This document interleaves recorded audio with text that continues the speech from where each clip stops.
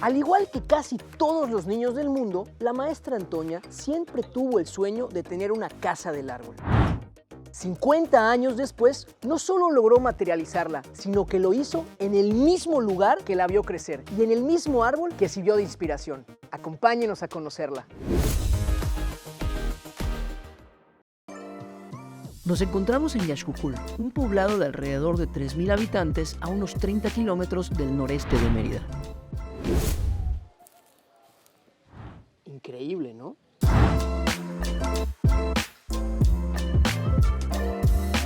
Antes, la mitad de esta cuadra pertenecía a la familia de la maestra. Al pasar de los años, esta se fue dividiendo entre sus diferentes familiares. La maestra decidió conservar esta esquina, la cual corresponde a un terreno de 800 metros cuadrados y que además antes albergaba la casa que la vio crecer, en donde también ya podemos ir viendo esos majestuosos árboles que fueron los que sirvieron de inspiración para la hermosa casa del árbol que vamos a conocer. Algo muy particular de esta propiedad y las que tenemos alrededor es el tipo de muro perimetral que utiliza.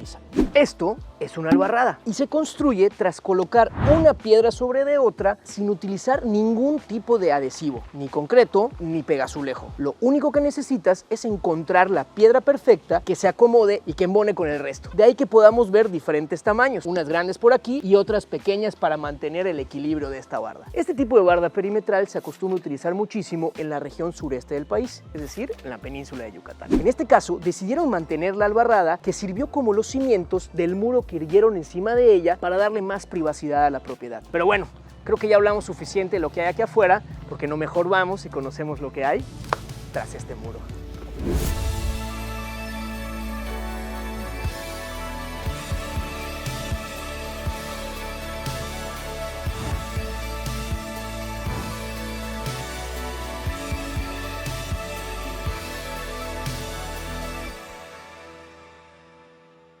Es imposible no voltear para arriba y ver esta estructura prácticamente suspendida en el aire a 2,5 metros y que sale del árbol que tenemos por allá. Aprovecharon este espacio para tener esta cochera, la cual está delimitada por los muros que tenemos acá. No me lo van a creer, pero estos son los muros que les decía que formaban parte de la casa que vio crecer a la maestra. De hecho, estábamos pensando que muy probablemente donde dormía hace 50 años es el mismo lugar en donde duerme hoy en día, solo que 2 metros por encima. Impresionante.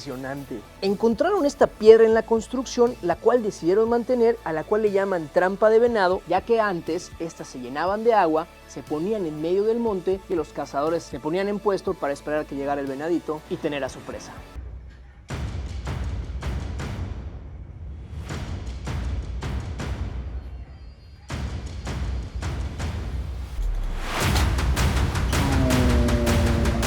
Ningún miembro de Trasmuro resultó herido durante esta dramatización.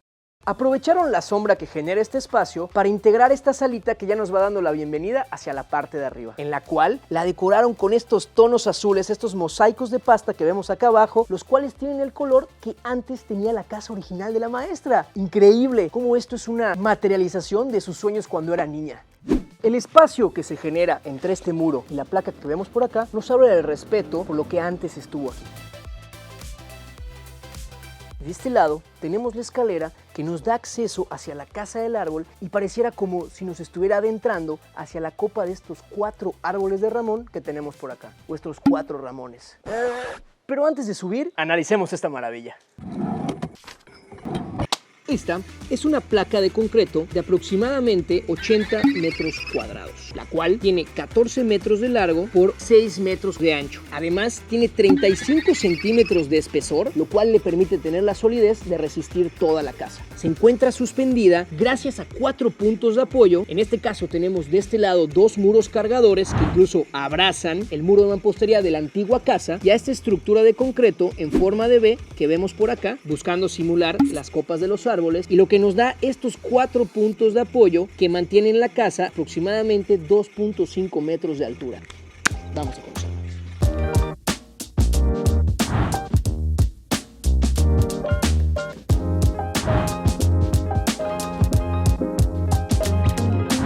Es increíble este sentimiento, parece como si estuviéramos metiéndonos en el árbol. Aprovecharon también este espacio y esta zona y sobre todo la sombra que nos dan los árboles para generar un espacio ideal para venir a relajarnos.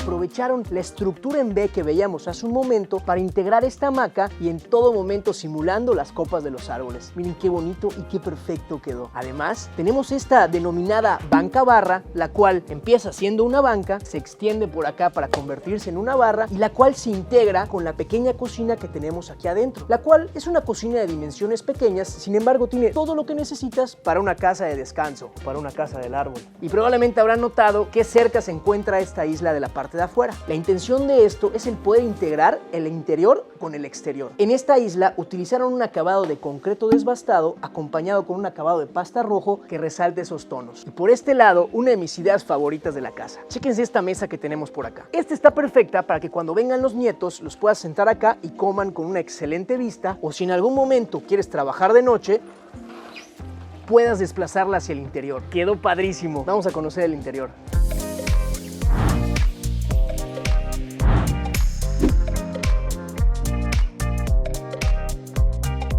Quedó tan bien integrado este espacio que pareciera que el árbol es un túnel natural que nos va dando la bienvenida hacia el interior. Aquí ya más claramente podemos ver cómo el degradado cada vez se hace más denso para dar más privacidad a los espacios. Por acá tenemos el baño que da servicio a la habitación y a toda esta parte de este lado, en el cual incluyeron un tragaluz para darle mucha mayor iluminación. Tanto en la recámara como en la cocina y esta parte interior utilizaron un piso de cemento pulido. Este es desbastado, de hecho podemos ver cómo tiene esos acabados como si fuera marmolina que quedaron increíbles. Por acá vemos esta ventana, la cual centra perfectamente bien la palapa que tenemos al fondo. Un espacio delicioso que ahorita vamos a conocer. Además, esta ventana se complementa perfectamente bien con el ventanal que tenemos de ese otro lado, el cual se encuentra semicubierto con los barrotes de salam. Sin embargo, tiene esas aperturas que permiten la entrada de viento y de ventilación cruzada.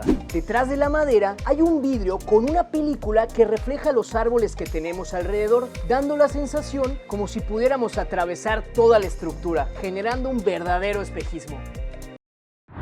Vamos para la piscina.